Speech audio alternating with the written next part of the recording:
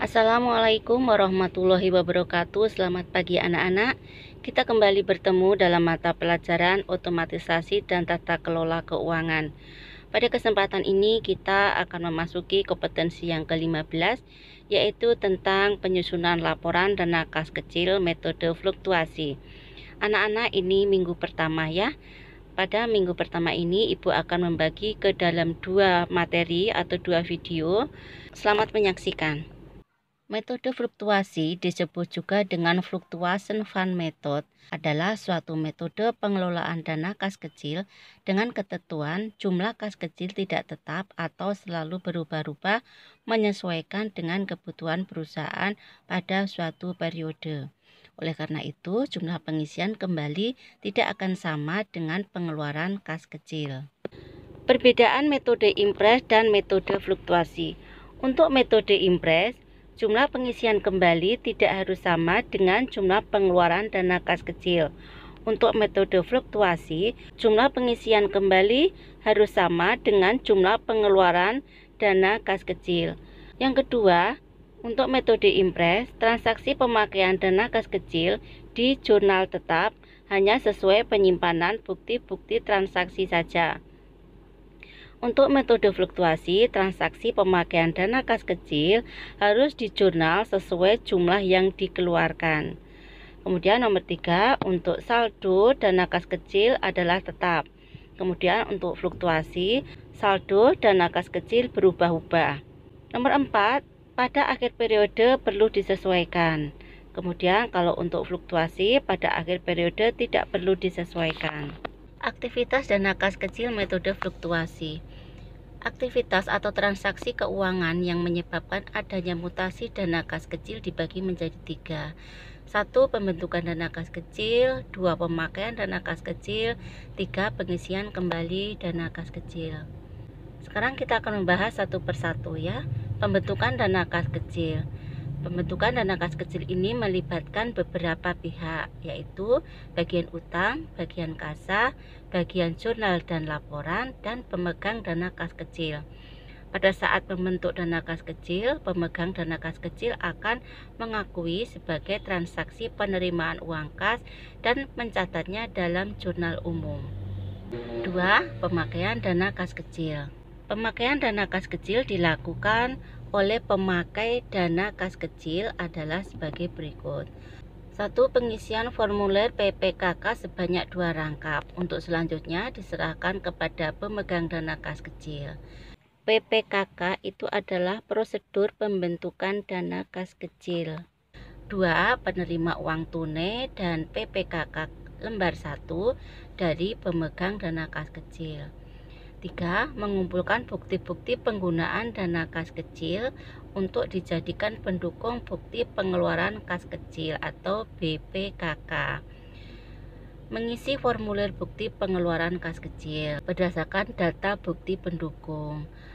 5. Menyerahkan BPKK, bukti pengeluaran kas kecil, bukti-bukti pendukung, dan PPKK lembar ke-1 kepada pemegang dana kas kecil. 6. Menerima PPKK lembar kedua yang telah dicap lunas dari pemegang dana kas kecil untuk diarsipkan. B. Pemegang dana kas kecil. Tadi yang A adalah pemakai dana kas kecil ya. Sekarang yang B adalah pemegang dana kas kecil. Kegiatan yang harus dilakukan oleh pemegang dana kas kecil adalah sebagai berikut. 1. Menerima PPKK lembar ke-1 dan kedua dari pemakai dana kas kecil. 2. Menyerahkan uang tunai dari PPKK lembar 1 kepada pemakai dana kas kecil. 3. Menerima PPKK, bukti pendukung, dan PPKK lembar ke-1 dari pemakai dana kas kecil sebagai bentuk pertanggungjawaban. 4. Membubuhkan cap lunas pada BPKK, bukti-bukti pendukung, dan PPKK lembar 1 dan kedua. 5. Menyerahkan PPKK lembar kedua yang telah dicap lunas kepada pemakai dana kas kecil. 6. Menyimpan bukti pengeluaran kas kecil, bukti pendukung, dan surat permintaan pengeluaran kas kecil. Jadi PPKK adalah permintaan pengeluaran kas kecil ya. Nah, dokumen-dokumen tersebut diserahkan kepada bagian utang pada saat pengajuan permintaan pengisian kembali dana kas kecil. Yang ketiga adalah pengisian kembali dana kas kecil. Ini diajukan oleh pemegang dana kas kecil dengan menyerahkan A. Bukti permintaan dana kas kecil, B. Bukti pengeluaran kas kecil, C. Surat permintaan pengisian dana kas kecil, D. Bukti transaksi berupa nota atau kwitansi. Pemegang dana kas kecil akan mengakui penerimaan pengisian kembali dana kas kecil dan mencatatnya dalam jurnal umum. Kemudian untuk pemegang dana kas kecil, kegiatan yang harus dilakukan oleh pemegang dana kas kecil adalah sebagai berikut.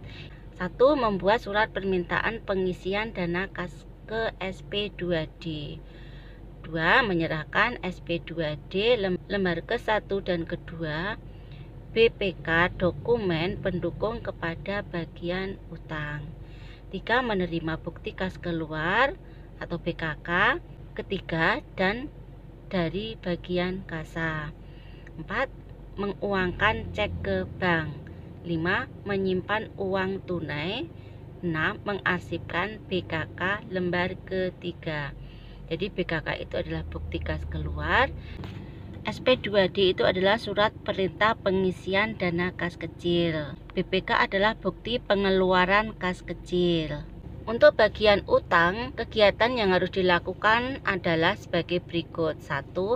Menerima SP2D surat perintah pengisian dana kas kecil lembar 1 dan kedua bukti pengeluaran kas kecil dan dokumen pendukung dari pemegang kas kecil. 2. Membuat bukti kas keluar atau BKK rangkap 3.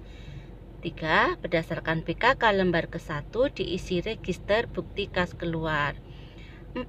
BKK lembar kedua dan SP2D lembar ke-1 diserahkan ke bagian kartu biaya. 5. BKK lembar ke-1 dan ketiga, SP2D lembar kedua, BPKK dan dokumen pendukung diserahkan ke bagian kasa. 6. Menerima cek. BKK lembar ke-1, SP2D lembar kedua, BPKK dan dokumen pendukung dari kasa setelah membubuhkan cap lunas pada BKK dan dokumen pendukungnya, lalu mencatat nomor cek pada BKK. 7. Mengisi register bukti kas keluar berdasarkan SP2D. 8. Menyerahkan SP2D lembar ke-1 dan kedua serta dokumen pendukung kepada bagian jurnal dan laporan. Sedangkan untuk bagian kasa, kegiatan yang dilakukan adalah 1. Menerima BKK lembar ke-1 dan kedua, SP2D lembar kedua, BPKK serta dokumen pendukung dari bagian utang. 2. Mengisi cek dan meminta tanda tangan cek kepada Direktur Keuangan. 3. Menyerahkan cek dan BKK lembar ketiga kepada pemegang dana kas kecil. 4. Menyerahkan BKK lembar ke-1, SP2D lembar kedua, BKK dan dokumen pendukung kepada bagian utang setelah membubuhkan cap lunas pada BKK dan dokumen pendukungnya, lalu mencatat nomor cek pada BKK. Bagian jurnal dan akuntansi, kegiatan yang dilakukan adalah menerima BKK lembar ke-1, SP2D, BPKK, dan dokumen pendukung dari bagian utang. 2. Mengisi register cek dari BKK lembar ke-1. 3. Mengarsipkan BKK lembar ke-1, SP2D, BPKK, dan dokumen pendukung menurut nomor urut. C. Pencatatan transaksi dana kas kecil metode fluktuasi. Transaksi pembentukan dana kas kecil. Pada saat dana kas kecil pertama kali dibentuk, pemegang dana kas kecil akan menerima bukti kas keluar dari bagian utang yang digunakan sebagai dasar pencatatan penerimaan kas kecil. Bukti kas keluar tersebut juga dapat berupa cek yang dapat langsung dicairkan oleh pemegang dana kas kecil. Ini adalah contoh jurnal umum, meliputi kolomnya tanggal, nomor bukti, akun dan keterangan, ref, dan debit dan kredit. Nanti kalau kita mencatat jurnal umum, untuk akun dan keterangannya, kas kecil bertambah masuk debit, kas atau kas di bank bertambah masuk kredit. Kemudian catatan mutasi dana kas kecil, ini formatnya adalah tanggal, nomor bukti, keterangan, debit, kredit, kemudian akunnya. Nomor bukti ditulis, keterangan ini adalah pembentukan dana kas kecil, ini masuk ya, bertambah maka dimasukkan ke dalam debit. Contoh kasus, pada tanggal 1 Mei 2020, bagian utang PT Agro Subur memberikan cek senilai 10 juta rupiah kepada sekretaris sebagai pemegang dana kas kecil dalam rangka pembentukan dana kas kecil dengan buktinya BKK-05-006. Buatlah jurnal umum dan pencatatan mutasi dana kas kecil dengan metode fluktuasi. Sekarang kita jawab ya. Ini pada tanggal 1 Mei 2020, nomor buktinya adalah BKK 05-006, akunnya adalah kas kecil bertambah masuk debit, kas di banknya bertambah masuk ke kredit. Jawaban untuk catatan mutasi dana kas kecil, tanggal 1 Mei 2020, nomor buktinya BKK 05-006, keterangannya pembentukan dana kas kecil, ini masuk debit 10 juta rupiah, maka akunnya dikosongkan. 2. Transaksi pemakaian dana kas kecil. Transaksi pemakaian atau pengeluaran dana kas kecil harus langsung dicatat pada jurnal sehingga saldo akun kas kecil menunjukkan saldo fisik dana kas kecil yang sebenarnya dan pada akhir periode tidak diperlukan penyesuaian terhadap saldo akun kas kecil. Jurnal yang harus dicatat pemegang dana kas kecil adalah sebagai berikut. Ini ya, jadi pengeluarannya itu dimasukkan ke dalam jurnal. Itu akun dan keterangan ini misalkan beban-beban apa itu masuk ke debit, kemudian kas kecilnya kan keluar jadi masuk ke kredit. Kemudian untuk pencatatan mutasi dana kas kecilnya ini ya, pembayaran atau pembelian apa gitu nanti ya masuk ke dalam kredit. Sekarang contoh kasus, pada tanggal 7 Mei 2020 pemegang dana kas kecil membeli perlengkapan kantor seharga Rp750.000. Buatlah jurnal umum dan pencatatan mutasi dana kas kecil. Ini jawabnya, tanggal 7 Mei, ini buktinya, akunnya adalah perlengkapan kantor kan bertambah, masuk ke debit. Nah, kas kecilnya kan keluar, berarti masuk ke kredit. Ini jawaban pencatatan mutasi dana kas kecil. Kalian lihat di kolom keterangan ya. Pembelian perlengkapan kantor sejumlah Rp750.000 masuk ke kredit. Karena ini pengeluaran maka masuk kredit. Untuk akunnya kita masukkan ke kode 1120. Karena kode untuk pembelian perlengkapan kantor itu adalah 1120.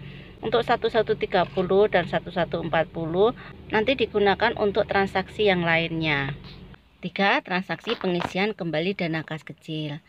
Pada pengelolaan metode kas kecil dengan metode fluktuasi, pengisian kembali dana kas kecil dilakukan pada saat dana kas kecil sudah hampir habis.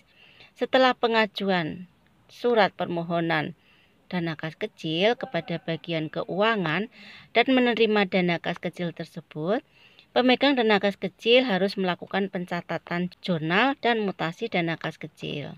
Jadi nanti formatnya seperti ini ya, untuk pengisian kembali dana kas kecil. Kas kecilnya bertambah masuk debit, kas atau kas di banknya bertambah masuk kredit. Kemudian untuk pencatatannya, pengisian kembali dana kas kecil masuk ke debit. Ini kasusnya, pada tanggal 30 Mei, pemegang dana kas kecil mengajukan pengisian kembali dana kas kecil sebesar Rp9.500.000. Kita menggunakan metode fluktuasi ya. Ini jawabnya untuk jurnal umum, kas kecil bertambah masuk debit, kas di bank bertambah masuk kredit. Kemudian untuk pencatatan mutasi dana kas kecil, ada dilihat keterangan ya, pengisian kembali dana kas kecil ini masuk debit sebesar Rp9.500.000. Kemudian ini akun-akunnya dikosongkan ya, nanti diisi kalau sudah melakukan transaksi.